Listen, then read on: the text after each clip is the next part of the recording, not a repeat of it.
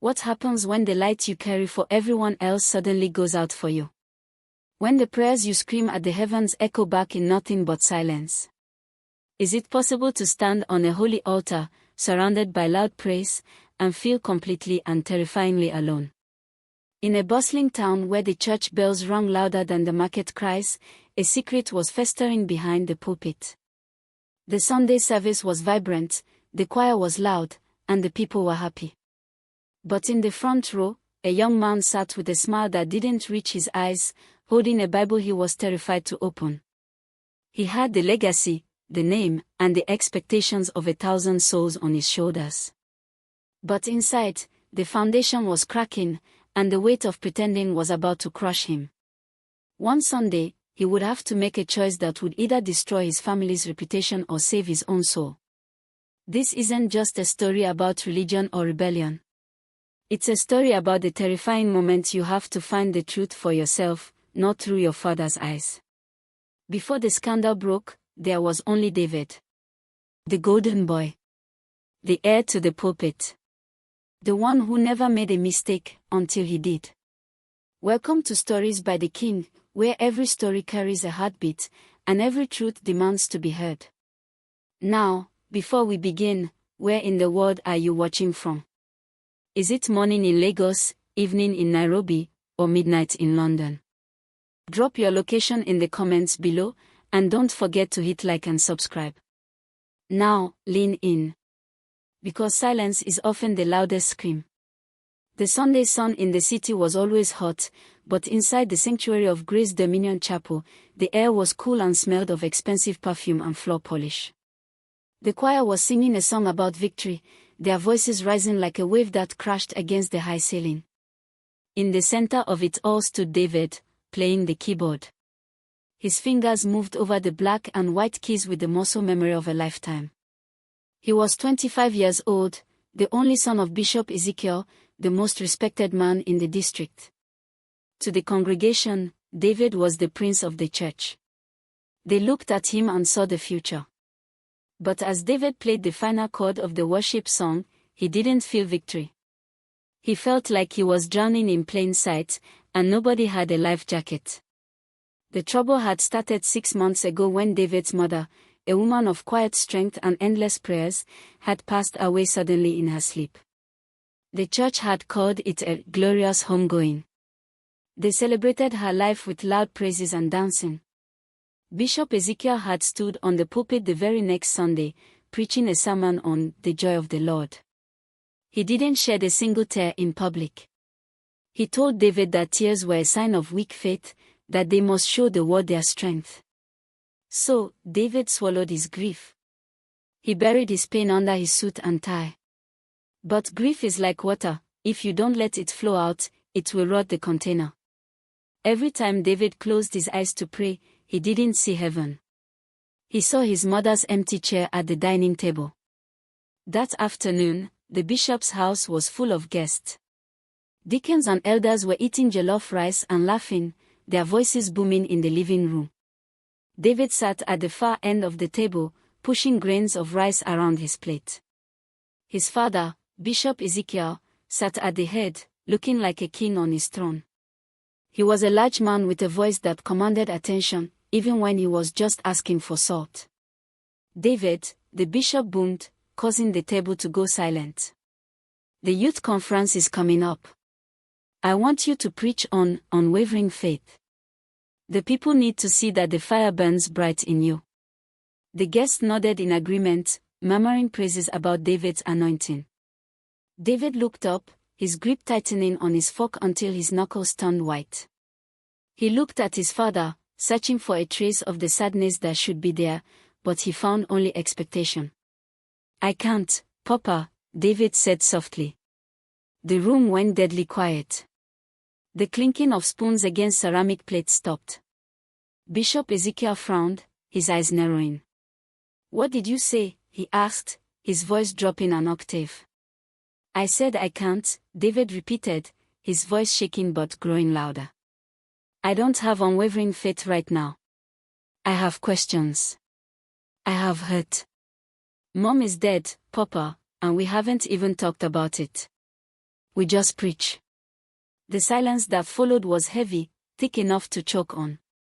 The bishop stood up slowly, casting a long shadow over the table. He didn't yell, his disappointment was far quieter and more painful than shouting. You are speaking from your flesh, David, not your spirit. Go to your room and pray until you remember who you are. The guests looked down at their plates, embarrassed. David stood up, his chair scraping loudly against the floor. He looked at the faces of the people who claimed to love him, realizing they didn't love him, they loved the idea of him. They loved the performance. He turned and walked out of the dining room, past the pictures of himself leading choirs and winning Bible quizzes. He went to his room, but he didn't pray. For the first time in his life, he packed a bag. The streets at night were a different world from the polished tiles of the church. The air smelled of roasted corn, exhaust fumes, and dust. David walked without a destination, his small bag heavy on his shoulder. He had left his phone on his bed, he didn't want to be found. For the first 2 nights, he slept in a cheap motel on the outskirts of town, using the little cash he had saved. By the 3rd day, the money was gone. David, the Prince of Grace Dominion Chapel, found himself sitting on a wooden bench near a busy mechanic workshop, his stomach growling, watching the world pass him by. He had expected to feel guilty, but instead, he felt a strange, terrifying freedom. No one here expected him to be holy. A man named Uncle Solomon, who sold roasted plantain and groundnuts by the roadside, noticed him. Uncle Solomon was not a deacon or an elder, he wore a faded shirt stained with oil and charcoal. He had watched David sit there for hours. Without asking for a sermon or a prayer, Uncle Solomon wrapped a piece of hot roasted plantain in an old newspaper and handed it to David. You look like you are carrying the whole world on your back, young man, Solomon said, his voice raspy from the smoke. Eat. Problems are heavy, but hunger is heavier. David took the food, his hands trembling. He ate with a desperation he had never known. That simple act of kindness from a stranger touched him deeper than 1,000 sermons. Over the next week, David stayed near the workshop, helping Uncle Solomon fan the fire and sell to customers. He wore a spare t-shirt Solomon gave him, and the dirt under his fingernails became a badge of reality. He saw things he had been shielded from. He saw a woman stealing bread to feed her child and the shopkeeper forgiving her. He saw men sharing their last cigarettes and laughing despite their poverty. One evening, a luxury car drove past, a car that belonged to one of the head ushers at his father's church. The usher was arguing on his phone, yelling at someone about money, his face twisted in greed. The usher didn't even look at the roadside sellers. David realized the church had taught him to judge the world, but the world was showing him more mercy than the church. The unraveling of his old life came to a head on a rainy Tuesday. Word had gotten out. Someone had spotted David. A black SUV pulled up to the roadside stand, splashing mud onto the roasting rack. The window rolled down, and Bishop Ezekiel stepped out, an umbrella held over his head by a driver. He looked out of place in the grimy street, his white suit pristine. He looked at David, who was covered in soot, fanning the flames. Get in the car, David, the bishop commanded, not caring about the people watching. You have embarrassed the family enough. We will tell them you went on a retreat. He reached out to grab David's arm, his grip firm and controlling. David pulled his arm back, stepping away from the umbrella and into the rain. The water soaked his shirt instantly, washing away the soot but not the resolve in his eyes. I'm not embarrassed, Papa, David said, his voice clear over the sound of the rain and the traffic. I'm finally awake. You preach about love in the air conditioning, but this man, he pointed to Uncle Solomon, who looked terrified, showed me love when I had nothing to give him in return.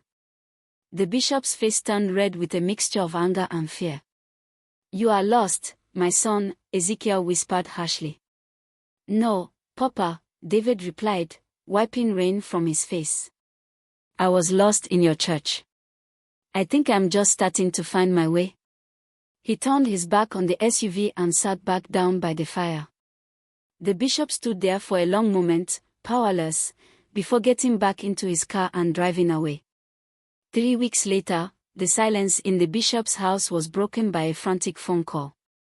David was working at a construction site, hauling bags of cement, when his pocket buzzed. He had bought a cheap burner phone to stay in touch with Uncle Solomon. It was the church secretary, her voice hysterical. "David, please, you have to come.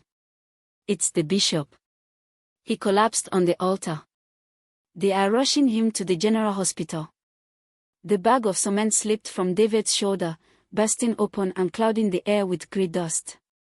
The anger he thought he held onto vanished, replaced by the cold grip of fear. He didn't wash up, he didn't change. He ran to the main road and jumped on a bike, shouting for the rider to go faster. When David arrived at the hospital, the scene was chaotic. Church members were in the hallway, praying loudly, speaking in tongues, and crying. When they saw David, dusty, muscular from labor, wearing torn jeans, they went silent. He walked through them like Moses parting the sea.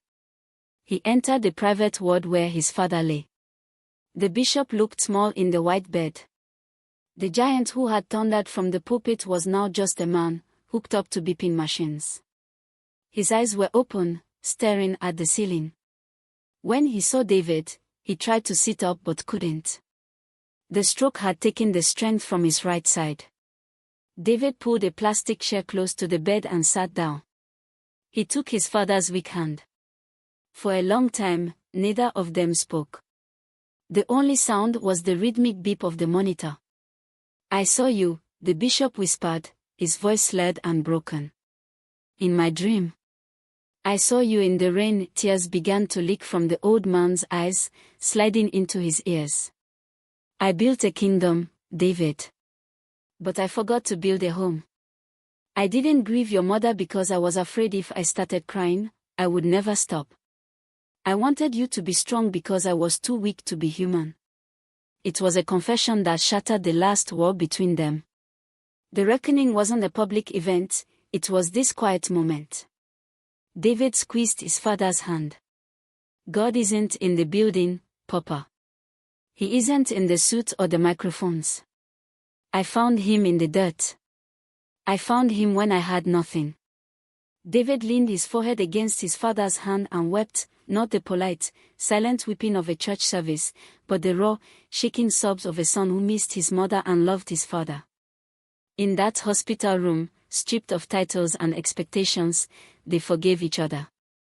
The bishop didn't need a successor anymore, he needed a son. And David didn't need a pastor, he needed a father. 6 months later, Grace Dominion Chapel was different. The bishop was back, seated in a chair on the stage, watching. But the man holding the microphone wasn't the polished Prince David in a designer suit. It was David, wearing a simple shirt and trousers. The church wasn't as full as it used to be, the people who came for the show had left. But the seats were filled with new faces, mechanics, market women, the people from the streets. David didn't preach a sermon on victory. He told them the story of the rain. He told them about Uncle Solomon. He spoke of a faith that was rugged, real, and unafraid of scars. He looked at his father, who nodded with a peaceful smile, and then he looked at the congregation.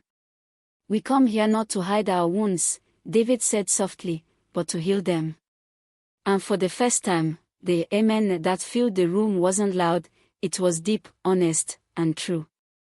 David never became the celebrity pastor everyone expected. He didn't build a bigger auditorium or buy a private jet. Instead, he built a community where it was okay to not be okay. He learned that the greatest cathedral isn't made of bricks, but of broken pieces put back together with love. This isn't just a story about losing faith. It's a story about losing the performance to find the person. It teaches us that sometimes, you have to walk away from who you are expected to be, to find out who you were created to be. And a heart that chooses truth over tradition, and connection over perfection, will always find its way home. If this story moved you, Hit like, share it, and tell me in the comments, have you ever had to walk away from something good to find something true? Subscribe to Stories by the King, where every story carries a heartbeat, and every choice carries a lesson. This is Stories by the King, where love wins, and purpose finds its home.